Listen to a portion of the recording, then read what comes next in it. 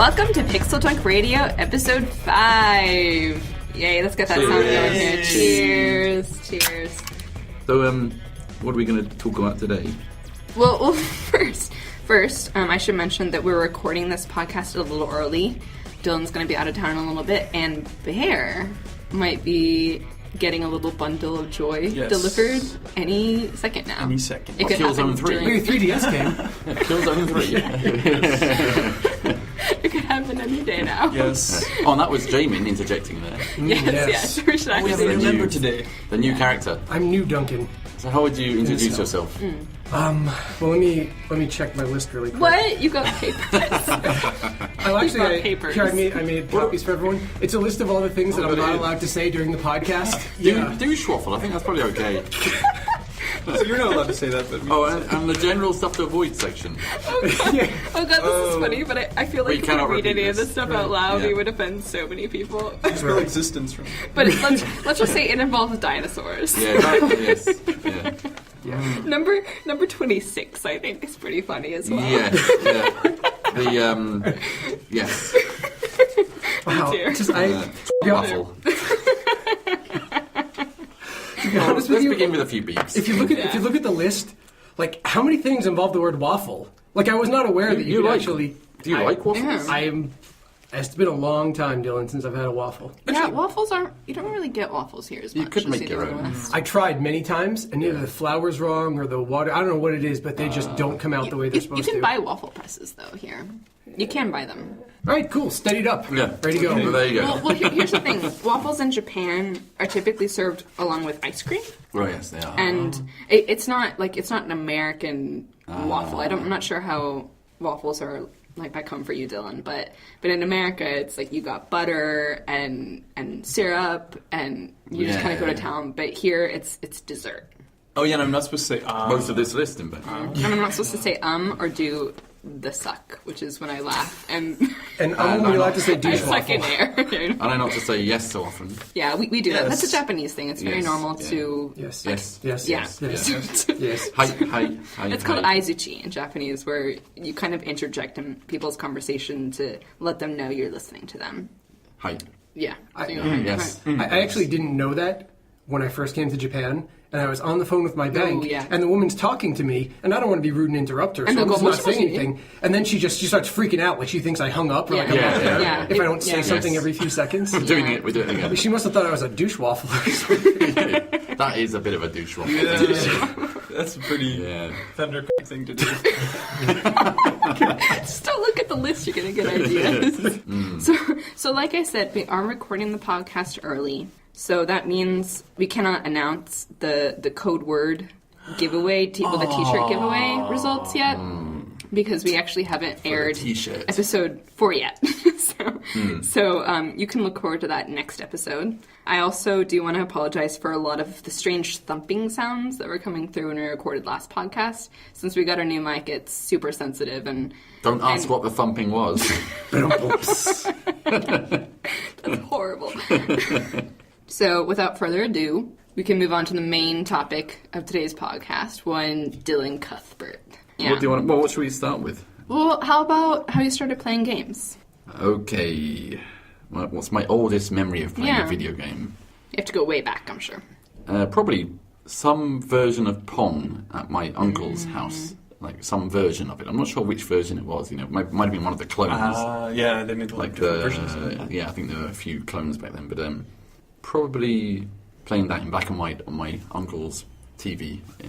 He was quite young. He was about 18, I think. So probably like 78 or 9, maybe.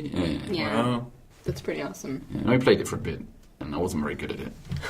And then the next memory I have is probably more of going to in England we have this holiday camp thing called Butlins.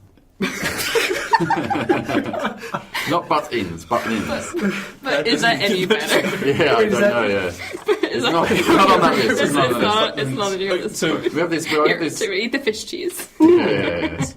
I do enjoy cheese. You do. No, Butlins. It's like a... I don't think it exists anymore, but in England there are a lot of these places around But and you go, and the family all goes to stay there, and then they have like games rooms and events, and these guys who dress up with, I think they were either red coats or yellow coats, I can't remember, but they do lots of little shows for the children and stuff.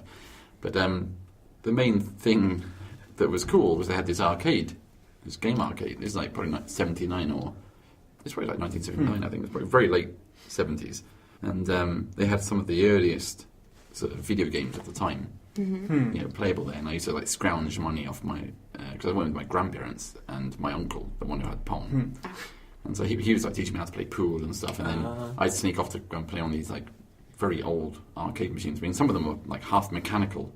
Okay. So it'd be like it would look like a video game, but it'd be really just like a bright light behind the scrolling sort of like bit of cloth with pictures of cars on it, and you had to dodge, and it had like a magnet to sense whether you've hit the car, stuff like that. Wow. But one of them was like a vector graphic. It probably wasn't vector graphics. I mean, I just remember it as being vector graphics, but it was a fake perspective like racing game, and it was just like a repeated set of like LEDs, cycling through. Right on. So stuff like that, and it was pretty interesting, and I enjoyed it a lot. Did you think about like how to make them at that time, or you just? No, I just really liked them. Yeah, I found it a lot of fun. Was there any game that you played that made you think, I really want to make games?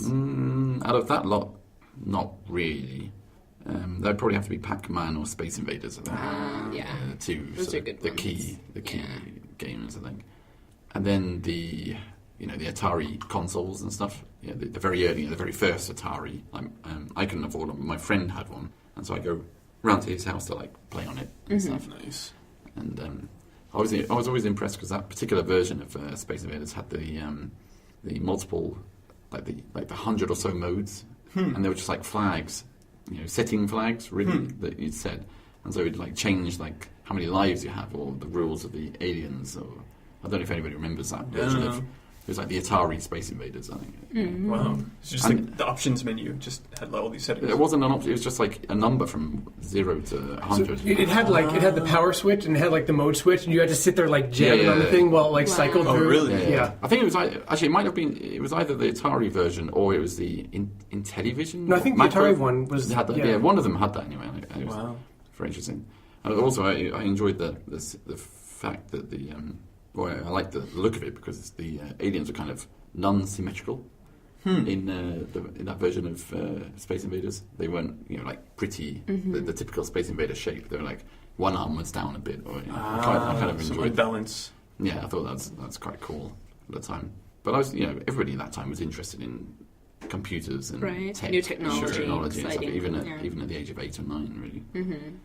My friend's dad was a synthesizer nut, analog synthesizer nut, and so he had this room like full of these analog synthesizers, and I'd go around. He had like this really weird one called a Wasp. It had like a yellow keyboard, and it's like really cool. I looked it up on Wikipedia recently, and it was quite a rare synthesizer apparently. But anyway, he bought a drum machine that plugged into a home computer at the time, the ZX81.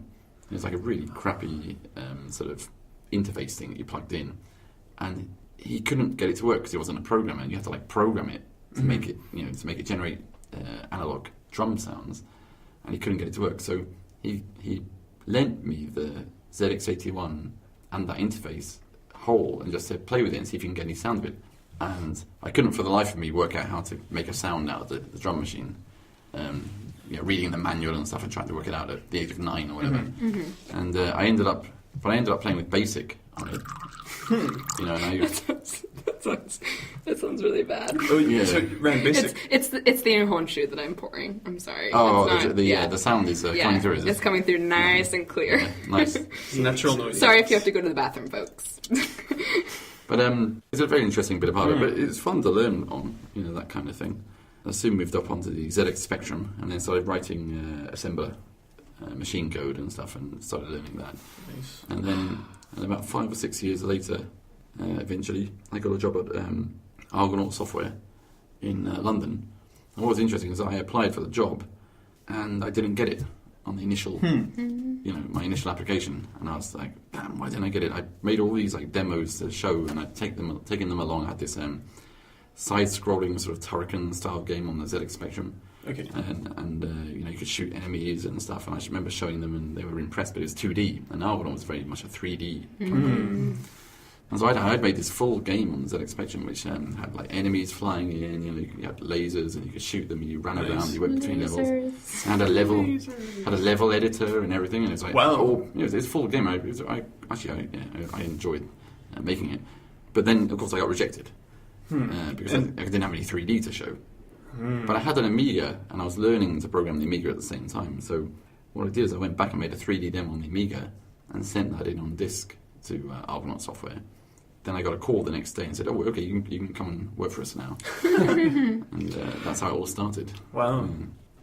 When I started at Argonaut, initially, they were developing software for something called the Conix Multi-System, which is this new console that was going to come out at the time. And it was shaped like a toilet seat. I had to get a toilet reference in there, but it was. It was shaped, you can look it up on Wikipedia. It's shaped like a toilet seat, but what was really cool, it had an analog input, like a steering wheel. And so you could actually make games on it which had analog input, and that was quite rare at the time. And so I'd be creating this. I was making a bike racing game on it, and trying to make a 3D renderer on it using the 12-bit DSP chip it was like a sound DSP chip. And I was trying to make a polygon rasterizer in that, and I actually managed to do it. But of course, then the question arose: so how are we going to make any sound? I used the sound chip to make a rasterizer. So how are we going to make any sound to go with the game?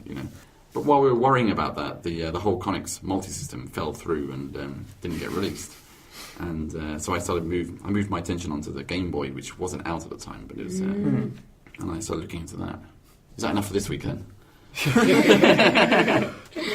But the Game Boy, so I made a 3D system on the Game Boy using similar rasterization techniques, but I didn't, there was no DSP chip on the Game Boy, so I just had to do it all in software, which is what I did. And that worked pretty well, I think.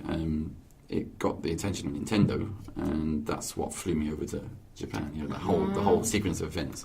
Gotcha. So that was just a demo then that you made? No, it's the beginnings of a game. It was actually signed on the Mindscape. It was an old publisher, old games publisher in the late 80s and early 90s. I think the producer on the project at Mindscape, although I never got to meet him at the time, was Phil Harrison. Really? Wow. So that's kind of a weird connection. That is weird. Yeah, and they had a license to make Game Boy games? I don't think they had a license, but they were trying to get a license, I think, at the time. Yeah. Argonaut actually hacked together a development kit, so he didn't have an official development kit. So they hacked together a development kit. I made the 3D engine on that, and then they showed it to Nintendo at the Winter CES, 88 or 89 maybe. And Nintendo said, "Oh, okay." Actually, it's Summer CES, I think. Nintendo said, "Okay, this is pretty amazing. We haven't seen it in 3D on the Game Boy. We didn't even imagine you could do it." And then he said, "So fly over next week and show it to Miyamoto and Sakamoto and all the sort of Yokoi-san as well. All the top people in Nintendo who I'd never heard of before." That's bizarre. Because I wasn't a Nintendo fan. Yeah. In 89 or so, Nintendo wasn't big in Europe at all. Mm-hmm.